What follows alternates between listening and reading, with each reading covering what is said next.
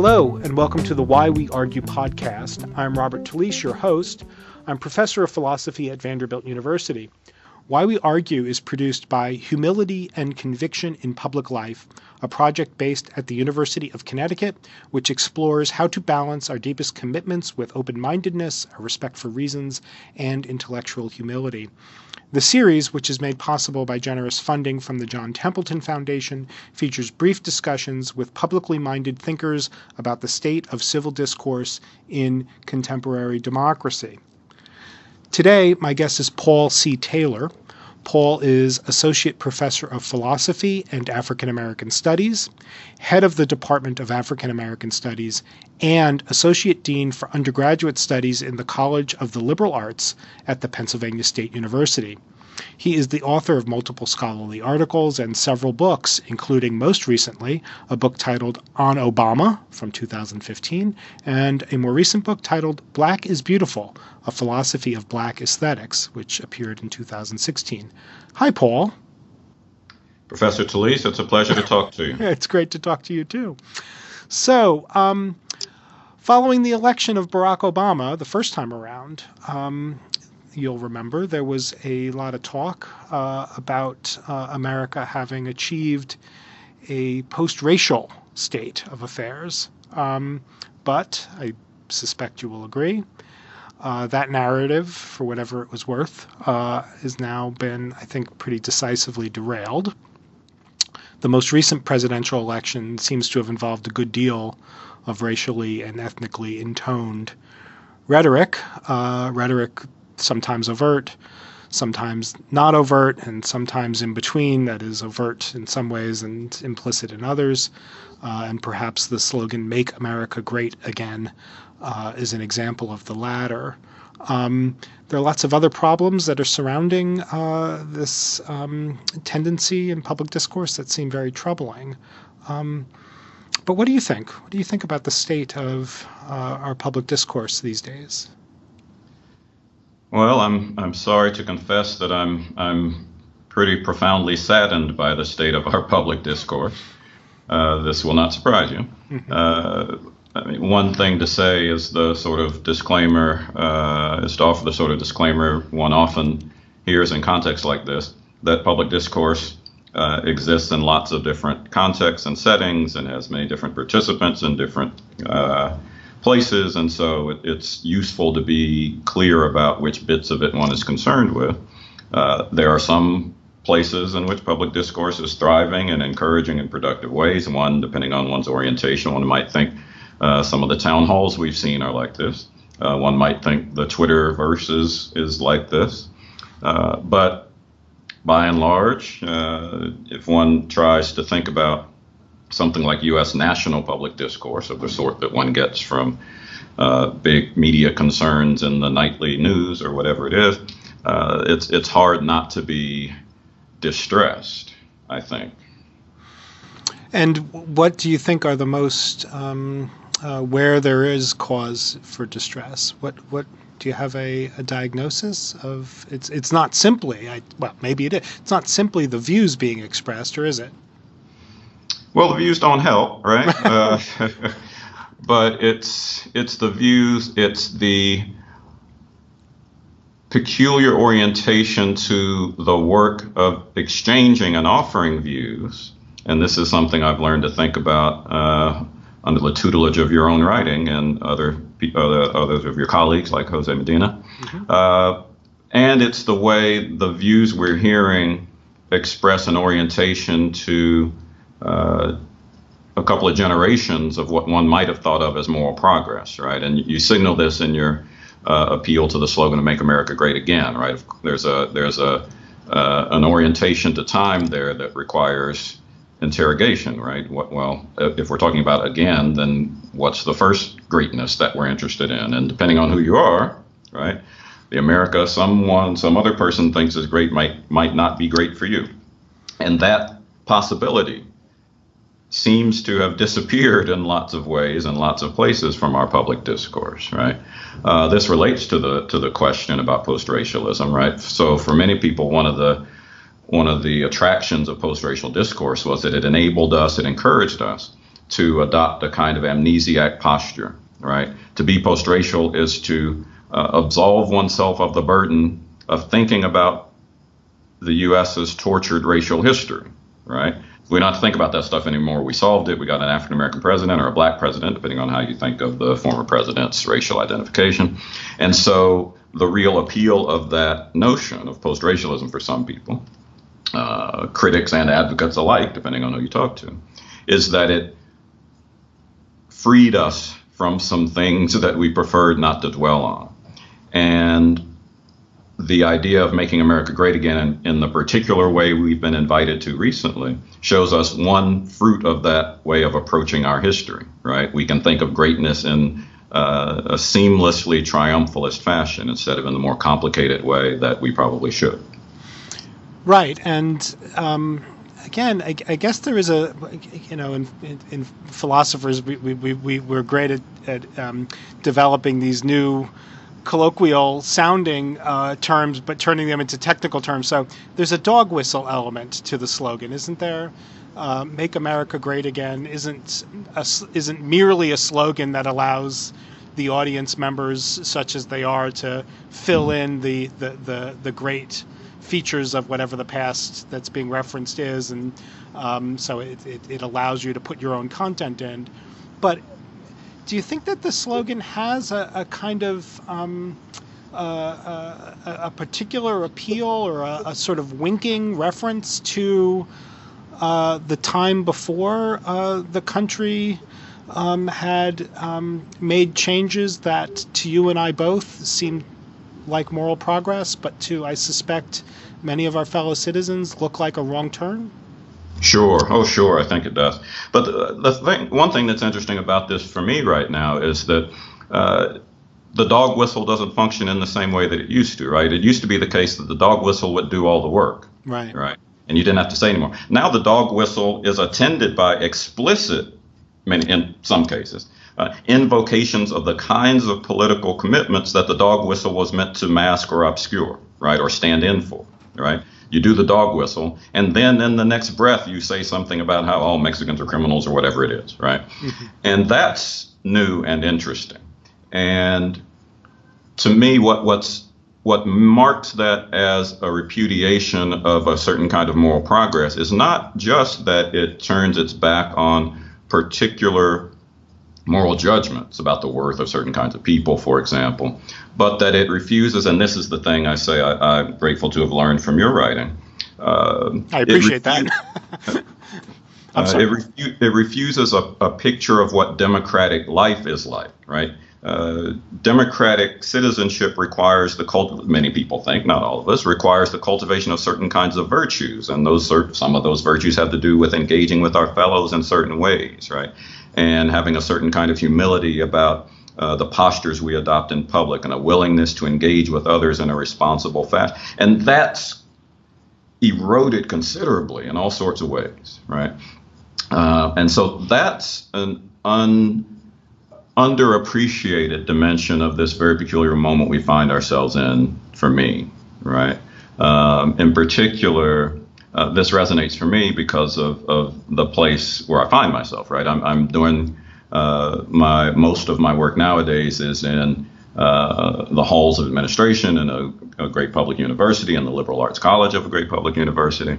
I'm sorry to say I'm no longer the head of African American Studies. I could not do this and be a dean. Our African American Studies, the leader of our African American Studies department is the great Cynthia Young, and so I recommend her writing on these topics as well. But this question of how to engage with our fellows, how to cultivate democratic virtues, this is at the heart of the work of a liberal arts college, some of us think. And so I'm inclined to think about this in connection with those kinds of concerns. Excellent. Is there, when you mentioned earlier the protests and some of what's been going on, we've been seeing in the town halls with representatives. Is there so on the one hand, I think you were right to point out that from the perspectives of some of us, these things look like not only good developments, but actually democratic activities. That is, that this is what a democracy has to look like, and maybe we should hope moving forward that democracies will look more like this, even in times when things aren't quite so desperate as they've become. But the response, particularly to the town halls, that these are paid agitators. Now, I'll confess, that kind of suggestion strikes me as sort of profoundly dangerous in a democracy. That to react in certain excited ways in a forum about holding representatives accountable, that itself is portrayed as an activity that is democratically suspicious and must be explained by the intervention of some anti-democratic agents rather than an expression of democracy itself. I confess I see a lot of this, that the things I think are good democracy are often being portrayed, nationally at least, as anti-democratic. Mm-hmm. Does that seem right to you too? It does.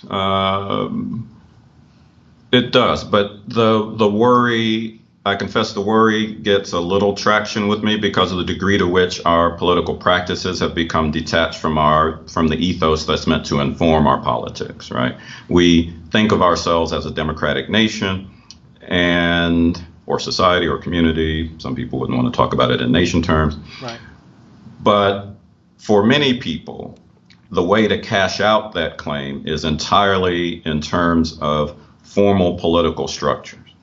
And we often deprive ourselves of the resources to criticize the degree to which those formal structures deviate from or turn against, right, the democratic ethos they're meant to empower. Part of what I have in mind is the sort of thing a political theorist named Sheldon Wolin talks about when he insists on putting the demos at the center of democracy, right? The demos is the Greek word for the common people, right? For Emerson, for lots of figures who write in the democratic tradition and Western democratic traditions. That's what's central to democracy. It's that you create a state, and this is what scared lots of elites throughout Western history about what democracy is meant to be and do. To be a democracy is to attend to the needs and the judgments and to cultivate the virtues and so forth of the common folks instead of the elites, right? And sometimes, this is Sheldon Wolin's point, the forms that we create at a certain moment to express the needs and attend to the needs of the demos suffer what Whitehead would have called a fatigue of reason, right? They no longer serve the purpose that they are meant to perform. This is something like the idea Jefferson had in mind when he said we need a revolution every so often, right, to renew our political institutions and sensibilities, right? So we have this politics that does what it does, and we have these democratic imperatives that are meant to find their way somehow in the terrain that the politics maps for us. And those things have gotten really separate to such a degree, it's not hard for me to imagine, right, that you could have AstroTurf groups doing the sort of thing that we've seen in these town halls, because we know it can happen because we've seen it before, right? Now, there's an empirical question at the heart of this. It either is or is not the case that these are real voters who are registered in the district where they're having these town halls, right? And we can find out, and we will find out, we presume, when the elections happen, right? But I'm cynical enough. I've been educated by the cynicism of our politics sufficiently to accept that there are possibilities there that are unsavory, right? But that isn't the only conclusion to draw, and there are more interesting thoughts to think about what happens in that space. Right. Now that you are involved in the administration of a liberal arts college, and a distinguished one, do you have any thoughts about the role of a university, or particularly maybe a liberal arts college within a university for democracy, especially under conditions such as we now are experiencing?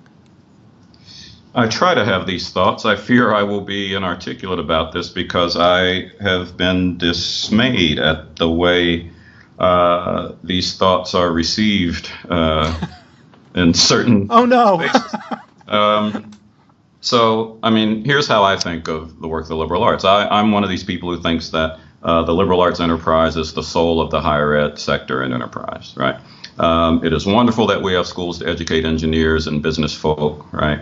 But it is not inconsequential that in many of our higher ed institutions we have some kind of common core curriculum or general education program or something that serves that role that's meant to cultivate in people a sense, an awareness of their shared traditions, their common ground, right, as inhabitants of something like a shared society, right, an awareness of the best that has been thought and said, to use Matthew Arnold's language. There are reasons we do that stuff, and those things have to do with, I mean, you'll find this language in Emerson and Marx and all kinds of people, right, in producing citizens, right, well-rounded moral persons who can function responsibly as citizens, right, and not simply as workers and not simply as engineers. It's great to have engineers. We must have them, but they must also be moral persons, and they must know how to do that, and they must know that there are resources to inform them as they do that.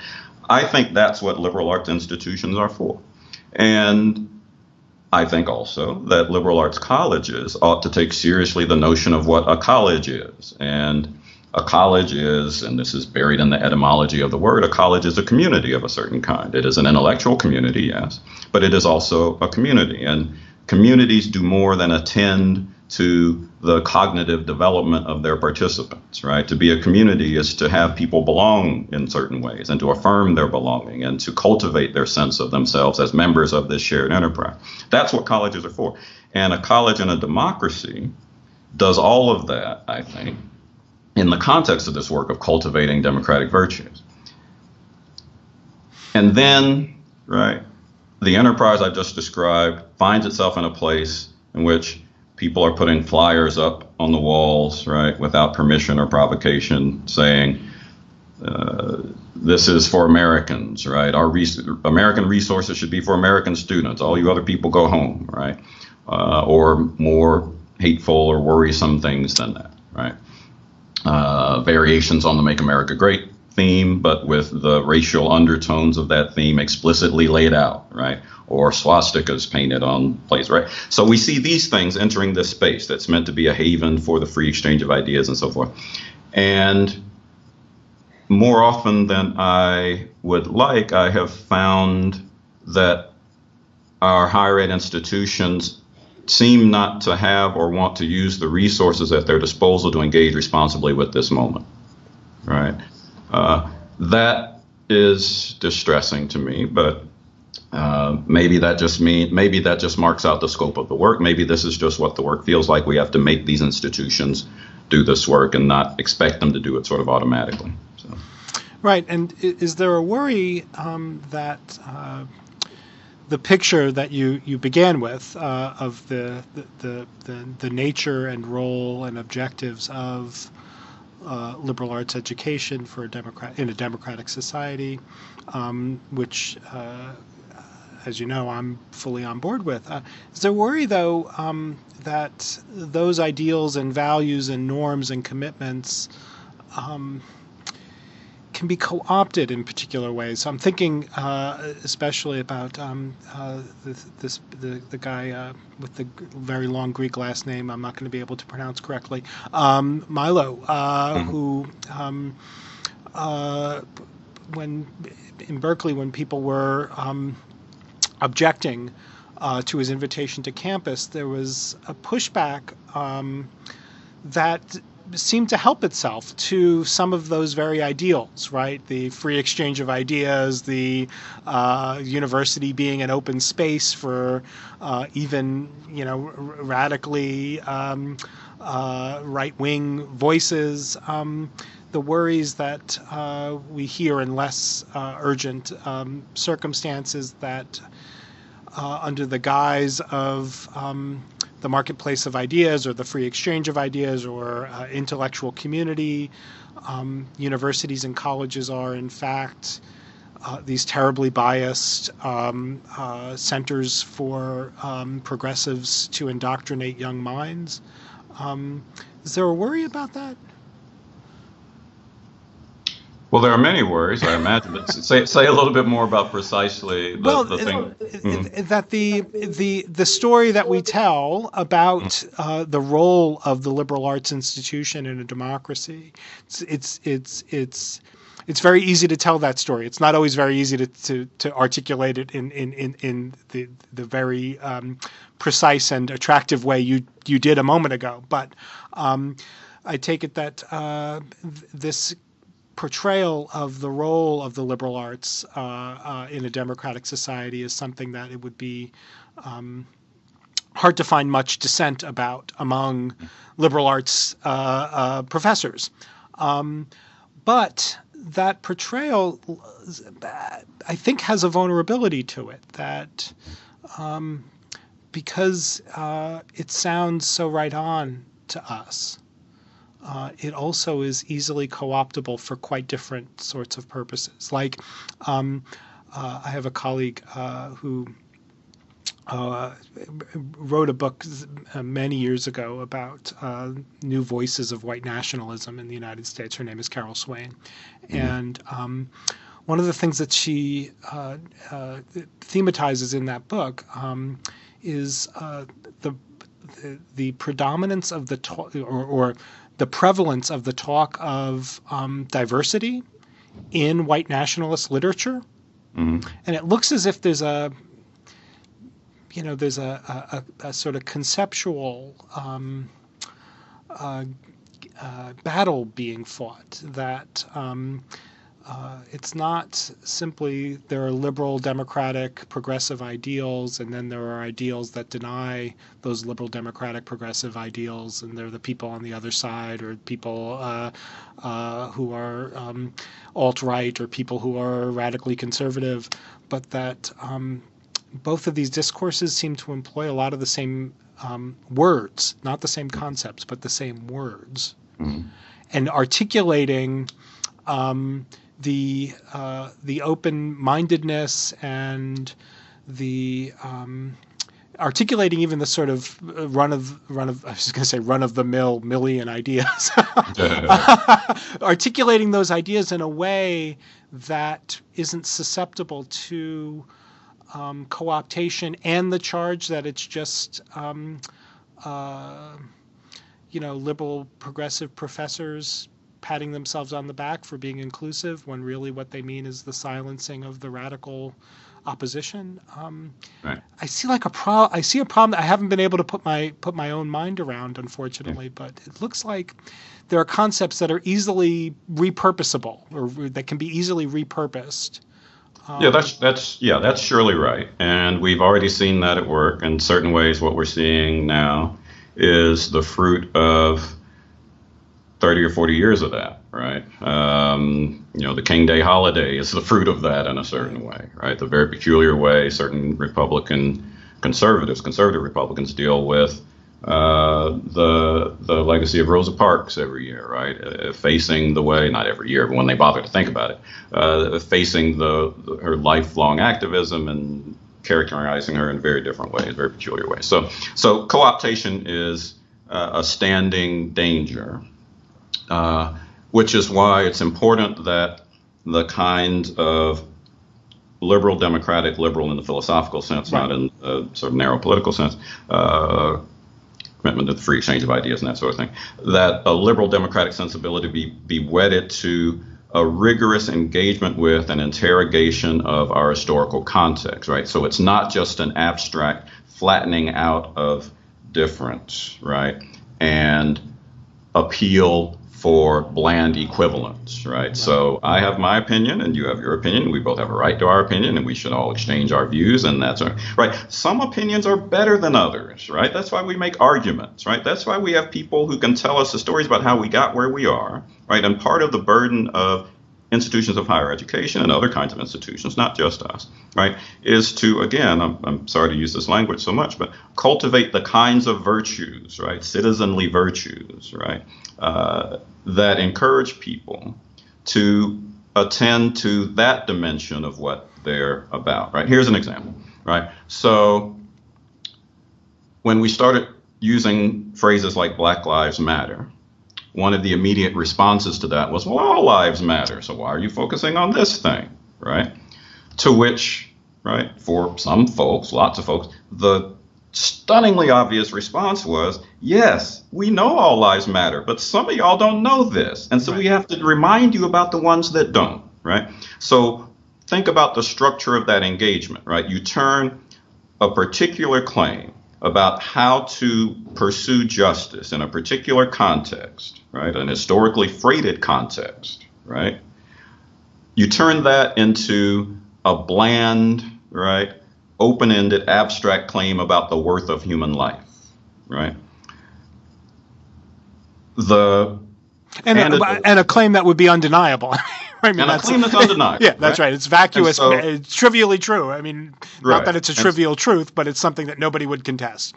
Exactly. Right. And if we race to the trivial truth, we obscure the particular conditions that in this historical moment make it important to make the particularistic claim about what justice requires at this moment in this kind of place. Now, why is that relevant to the question you asked me? Well, because the kind of engagement with the best that's been thought and said in the democratic and liberal traditions, right, is for me not a move to that abstract fetishization of open engagement, right, and edification and the exchange of it's not that. It's not just that. It's that in a particular context, right, in which we are reminded that evidence matters, right, that there are facts about things, right, and those facts, that evidence, the weight of our shared histories, right, that anchors the debate in ways that make it clear, not immediately or obviously clear, but clear after the kind of robust interrogation and engagement that we have in intellectual spaces, right, at their best,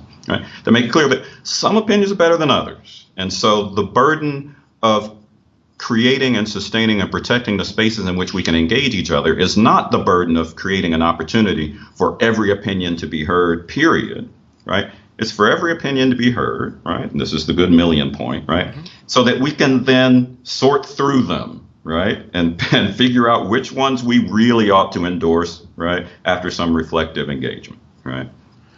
Right. Excellent. So you've been very generous with your time. So and I wanted to make sure that we got a chance to, or I got a chance to ask you. So it seems right that democratic citizenship involves the cultivation of certain kinds of virtues, particularly, but not exclusively, virtues that have to do with intellectual engagement with one's fellow citizens, and maybe intellectual engagement just with other people and other ideas. It seems that we're operating under conditions socially and otherwise, and maybe some of the social media platforms don't always help with the cultivation of virtue because they're so aimed at prompting very quick and rewarding very extreme reactions.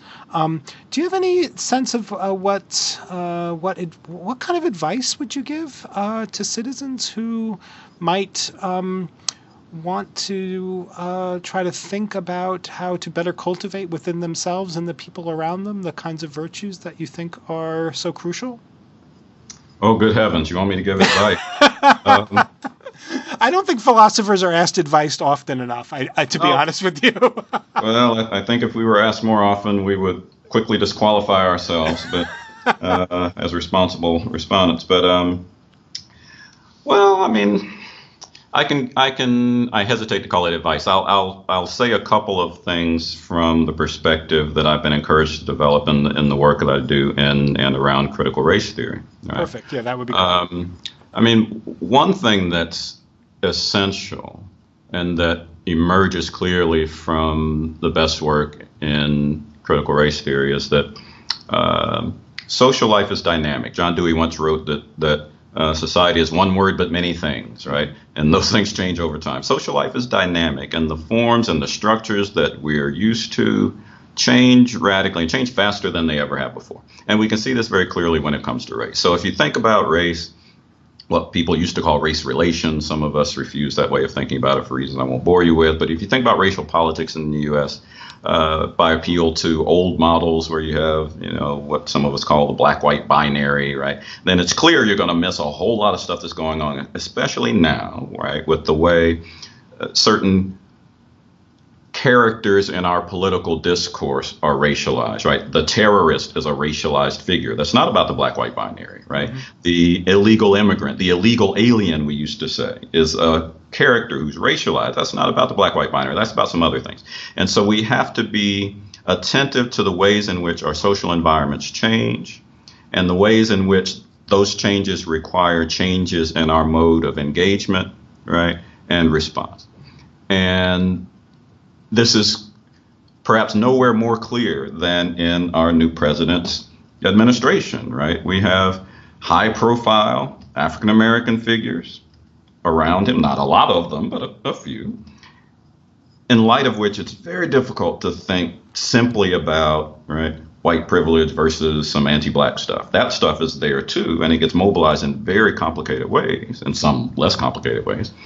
But something else is happening, right? In virtue of which race is about, the production and reproduction of certain kinds of vulnerability to the operations of the state, right? Think about ICE, right? Rounding people up and so forth. Right? This is a complicated moment. We can't think about it by appeal to old scripts. And so maybe that's the advice. Be open to the novelty and attend to what the novelty requires of us. Well, that actually sounds to me like pretty good advice. Paul, you've been very generous with your time, and I really appreciate having the opportunity and you providing me the opportunity to talk to you about some of these issues. And thank you, listeners, for tuning in to the Why We Argue podcast, which I remind you is produced by the University of Connecticut's Humility and Conviction in Public Life Project with generous support from the John Templeton Foundation. You can follow the project on Twitter and on Facebook at Public Humility. That's one word, Public Humility. Thank you so much, and bye for now.